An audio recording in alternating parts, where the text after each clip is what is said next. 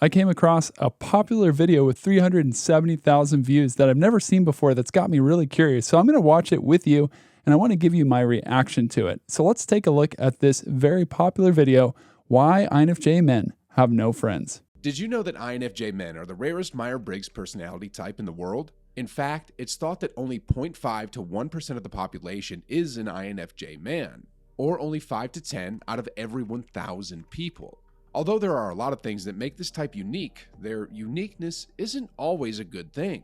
In fact, because they're the rarest type, INFJ men have difficulty identifying with others and frequently struggle to make friends. Today on Charisma, we're going to look at the 8 reasons INFJ men have no friends.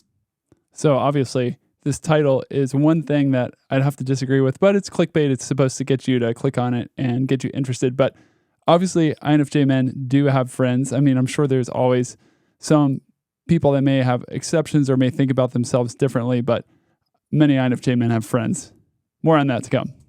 Number 1, he's private. Even though INFJ men are great at listening to and understanding the emotions of others, they can be extremely private when it comes to their own emotions. In fact, INFJs are known as one of the most secretive Myers-Briggs types. Because of this, they have a hard time opening up to others. INFJ men run into a bit of chicken or egg situation here, in that they crave deep, meaningful relationships, but often aren't comfortable being vulnerable enough to establish those relationships in the first place. Furthermore, an INFJ man can seem standoffish or rude to those around him when he doesn't open up. This can lead to difficulty making friends, especially the kind of significant, purposeful relationships he craves. All right. So some good points were made there, being that a lot of INFJ men do take time to connect with other people here's the big one, if they don't feel like the other people are safe. I could definitely resonate with this. Obviously, I'm an INFJ man. I don't just open up and share with anybody, and that's probably true of all INFJs, really. Like, I had some coworkers earlier on, and part of it was me just, getting comfortable in my own skin, but they shared a lot, and they'd talk about other people sometimes, and that made me feel uncomfortable, and I didn't open up. Probably to my detriment. I probably should have shared more. Nobody's perfect. I'm obviously not perfect. But what wasn't said there is that when an INFJ man finds somebody trustworthy, he is willing to open up. In fact, I really enjoy, this is my personal experience, being vulnerable with others because I think it opens the door for other people to share. So actually, I've connected with a lot of people, and I'm going to share some other reasons why I think INFJ men have an opportunity to have more friends than others. And friendship comes on different levels too, right? So you're not always going to be best buds with everybody. But I disagree with part of this and agree with the other part. All right, let's keep going. Number 2, he's too busy pursuing other goals. Because of their internal intuition, NI, which corresponds to the ability to identify patterns and future possibilities, INFJ men are incredibly future-focused. This results in them not only identifying and setting clear goals, but also coming up with a clear means of achieving them. The INFJ man is someone who probably has a 1, 5, and 10-year plan and a step-by-step outline on how to achieve it. However, they can become so obsessed with achieving their own goals that they let other relationships, including friendships, fall to the wayside. INFJ men also feel a calling to something, quote, bigger in life. Some of the most famous INFJs include humanitarians like Mohandas Gandhi, Florence Nightingale, and Eleanor Roosevelt, and this is no coincidence. Because of their compassion, empathy, and interest in improving the human condition, INFJ men are often drawn towards careers that help others, such as through counseling, social work, or education. And when an INFJ man feels that his work is directly contributing to something as big as the improvement of the human condition, it's easy for him to let friendships fall to the bottom of his list of priorities. Number 3. All right, I have to agree with part of that as well. When you do get super focused, then it's easy to let other important relationships fall to the wayside. But what wasn't mentioned there is that when you get into an interest, often that gives you opportunities to get to know other people. That's actually been what's been true of my life more than anything. The more I've connected or explored new interests or had different goals, the more I've been able to connect with new people and forge new relationships. So often when you start something new, you meet new people. And you probably heard the quote, you're the average of the 5 people you spend the most time with. So if you really want to reach a goal, actually pulling other people who are heading the same direction into your circle will help you reach that goal better. And I think INFJ guys are probably aware of that, or they've read that. So that's something that I've tried to do, connect with other people. So this doesn't mean that you have to get rid of all relationships. You can get laser focused and unfortunately drop some important relationships if you're not careful. And that's actually a reason why I've been intentional about making a calendar reminder that reminds me weekly to text friends, even when I don't feel like it, because, based on jumping into certain interests or over to others, I might have friends at one point, but as I move to another interest, not have as good a connection with those friends. So the reminder to text those people that have been really important to me actually helps me touch base with them and keep in contact and continue to pour into relationships that I might otherwise let fall to the wayside. He's introverted. As introverts, INFJ men are drawn to spending more time alone than with others. The downside of this is that INFJ men are sometimes just not around others enough to form new friendships in the first place. And even if they do manage to make a new friend, they can struggle to maintain this friendship because they prefer to spend their time by themselves. An INFJ man might, for instance, turn down invitations to hang out or go to a social event with a friend because he values his alone time more. Over time, though, this can lead to the INFJ's friend feeling snubbed or resentful that the INFJ isn't putting equal work into the relationship. And from the perspective of the INFJ man, he might feel resentful towards friends who want him to spend more time with them because he feels that they don't fully understand his reasons for needing to be alone. Eventually, this buildup of resentment can cause an INFJ man to not only have a hard time making friends in the first place, but also losing those friends he does have. All right, again, some valid points were made there. You need alone time. You don't always feel like going out. Those are legit. And, the INFJ is often or sometimes referred to as an introverted extrovert, meaning that you'll have these moments where you really want to go out and be with people, and then you'll have other moments where you just want to pull back and spend time by yourself and you don't feel like connecting. Okay, that's all legitimate and well and good. But what they don't mention here is that even introverts need other people. And the type of relationships introverts have are just different than extroverts. I have an extroverted friend that I'm riding to work with each day because my leg's kind of busted and it works out well. He's been super generous and kind. And I've been kind of drained because we talk each morning, but it's also energizing because he's a really nice guy. He's actually an ENFP and we connect really well. But that's besides the point.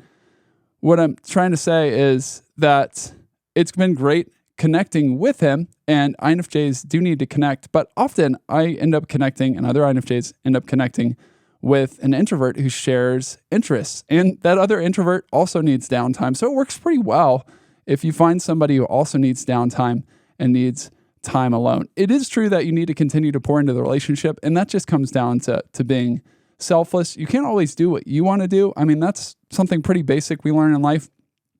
If you want to have a relationship, you need to be pouring in at times when you don't feel like pouring into the relationship, because it's not all about you. But when you do that, I think you reap a harvest, a benefit, and you can continue to enjoy the relationship. So there's some good points made here, but really I think this comes down to a choice and learning to work with your personality. Every personality has its troubles and problems, but there's no reason that this one aspect of the personality has to keep you from having friends as an INFJ. Number 4, he feels misunderstood. As we mentioned at the start of this video, INFJ men only make up 0.5 to 1% of the world's population, and as the rarest type, it's hard for them to find others who understand them. The majority of men are ISTJs and ISTPs, both of whom are drawn to logic and practicality. INFJs, however, are drawn to more philosophy, art, and the bigger picture in life. Due to this, it can be challenging for them to find like-minded friends, as they often feel misunderstood. While INFJ men have a deep longing to form meaningful relationships, they find that this is difficult to do simply because they don't relate with most people, and others don't relate with them. This isn't done out of ill will on either part, but it's just because an INFJ man is such a unique personality type that it's challenging for him to find someone who really gets him. Number 5. All right. Again, excellent points here. I'm not going to disagree with everything. It is hard to find other people to connect with, whether you're an INFJ man or woman or whatever, but there are some workarounds here. So you'll find people that you resonate with. Some of the people that I've connected with best have been obviously other INFJs, but really INTPs I really have clicked well with, INTJs, INFPs. So those introverted intuitives have been great for connecting with. There's, like I mentioned the ENFP before, sometimes those people can be really reflective and introverted in a sense, like they're the more introverted extroverts, and they can be great to connect with. I mean, the ENFP and INFJ have a lot in common, and really you can learn from every personality type. Another observation I have is, as an INFJ, you do have extroverted sensing and introverted thinking, and the bottom half of your function stack, which are two functions that ISTPs share. And you can actually connect over similar interests. Like a lot of avocations come from that tertiary and inferior functions. So you might enjoy working on a project together or fishing together. And that might come later in life, but INFJs love to be outside. So it doesn't mean, your relationship may not be as deep, but you can still enjoy some things together. But those introverted intuitives are great to connect with. If you find another INFJ, great. But honestly, my closest connections have not been with INFJ men. That's not a bad thing. That's not to say I don't like other INFJ men, but some of those other people whom I share intuition with have been really interesting just to share ideas with and to spur one another on. So don't let that keep you from moving ahead and connecting with others. 5. He has high standards. Philosophy, religion, psychology, the meaning of life. While lots of people consider these concepts heavy and too deep to discuss on an everyday basis, INFJs are different. Instead, an INFJ man prefers to talk about weighty subject matter like philosophy because at his core, an INFJ man is an idealist who wants to change the world. It probably doesn't surprise you then to know that INFJ man despise the opposite of deep conversations, gossip, and small talk. And because of this desire for authenticity and deep, meaningful relationships, INFJ men are super picky with who they choose to be friends with. To them, a friendship has to have a true give and take and bring deeper meaning to each other's lives. However, not everyone is interested in this type of friendship, so INFJ men often find themselves struggling to find those people who can meet their high standards. Number 6. All right, again, some really excellent points. This person has done his or her homework, so kudos on the video.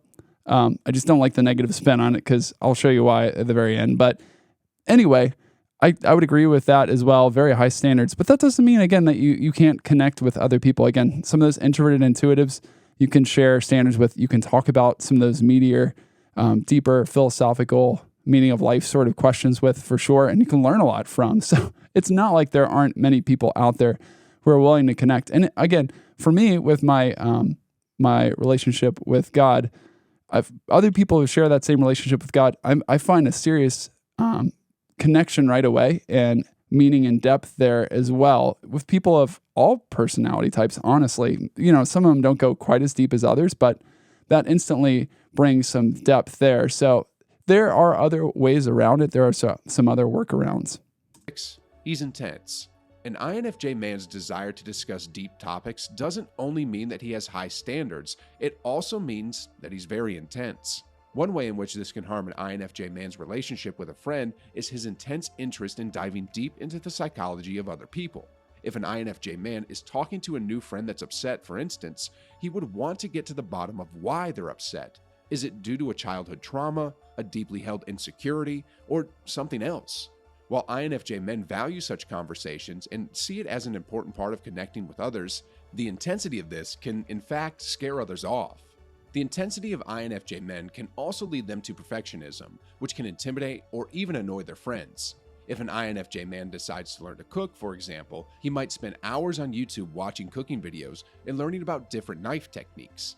Then, when going out to eat with a friend, he might ask tons of questions of the waiter or obsess over the dish he's eating. While INFJ men's curiosity and intense nature appeals to some people, just as often their intensity can overwhelm and turn people off from them. Number 7.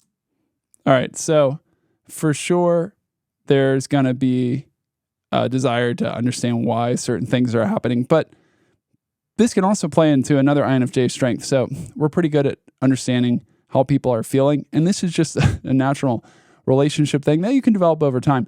You have to ease into relationships to some extent. I mean, people aren't going to pour their hearts out all at once. Sometimes you make a connection with another person and you can go deep pretty fast, but you don't plant a seed and come back the next day and harvest the fruit. It takes time to get the plant grown and well cared for so that you can benefit from the fruit. And the same is true with relationships. It's going to take time to get to the deeper stuff. So if you're aware of that, you just need to take it slowly and carefully and read the other person. Again, there's give and take, and you want to invest so that later on you can get to deeper things. So if you're sensitive to the other person's need and you really want to serve that person, you want to benefit the relationship, then there's no reason you can't talk about deeper things in time. And again, that faith connection for me is pretty deep right away. But even in other aspects of the relationship, it just depends about it. Timing is big. Like, you don't just meet someone for the first time most of the time and dive right in. It takes a little bit of time to build the relationship. And as far as, intensity when it comes to learning something, well, yeah, I mean, that's the dominant function. We're dominant perceivers. We love to collect information and really focus on something and pour over it and figure it out for sure. But that's where you need, again, to read other people and realize, hey, is this a time where I should continue asking questions when I'm with this other person? Is life all about me, or should I be thinking about the other person too? I think a lot of this comes down to being either selfless or selfish. Are you trying to serve the other person, or is everything all about you? And that's something you learn with time too. Like, if you're there to care about the other person, then maybe that person doesn't want to hear all the questions. So when you go home, I mean, you could ask some of the questions, but you figure out what that person wants to ask and what that person's interested in. And you'll probably find a commonality where you both can talk about something. And then when you're at home, sure, pour over it, research it, find out all about it and learn about it. But it's just growing in wisdom, knowing when to do what. 7. He's a highly sensitive person, HSP. INFJs have a strong sensitivity to external stimuli, and they're often more aware of nuances in their surroundings and the subtle ways in which people interact. But the same brain mechanism that gives them this awareness also means that they're hypersensitive to other things too, like sights, smells, sounds, bright lights, and crowds. This means that many INFJs are also categorized as highly sensitive people, HSP. These are people who are thought to have a heightened central nervous system sensitivity. In other words, they have a stronger sensitivity to social, emotional, and physical stimuli. They might react more to violent movies or video games, be emotionally touched by art or music, or become overwhelmed in crowded spaces. While there are benefits to being an HSP, for an INFJ man, their sensitivity can be seen by others as weakness or not masculine. This can make it difficult for them to establish friendships, especially male friendships. As children, they're frequently told to hide their emotions and be tougher, and as adults, they often feel emasculated. This can lead to low self-esteem later in life and poor self-image, making it even more difficult for them to have the confidence to establish friendships. Number 8. All right. Again, really good point there. And I would say for that, I mean, I can actually relate to that. I played basketball like all through college almost. Well, I played 2 years in college, but I played most of my life leading up to college. And I remember a high school coach in particular saying, like, you need to toughen up. You need to get out there and like dominate other people and want the ball and want to score. I mean, I heard that my whole life. I love playing for the team aspect and the skill building and the learning and growing part, but that was never in me. That's actually why I ended up not playing in the end. I played volleyball the next year, and that was cool because it had a lot of team elements. But then again, like the wanting to destroy and dominate part of the sport was a real challenge. So that was never really in me, that sensitivity to stimuli and other people. And it's all true for a lot of INFJ men. But that said, that doesn't have to keep you from relationships either. That's not an element that needs to limit your relationships. You might need some time away for sure. So do you agree or disagree with me? I'd love to know your thoughts. Post them in the comments below, please. And if you'd like to learn more about your INFJ personality, then I'd love to give you a free copy of my book, The INFJ Personality Guide. In the book, you'll find out about the mindsets that motivate you and cause you to do what you do, as well as hopefully come away with an understanding that you're not messed up or broken, but just different. And the world needs the valuable gifts that you have. To get a free copy of the book, visit infjbook.com and grab your copy today. Thanks so much for watching today. If you're not already subscribed to the channel and want similar videos or to learn how to better navigate life as an INFJ, then I encourage you to hit that subscribe button. Looking forward to seeing you on the next show.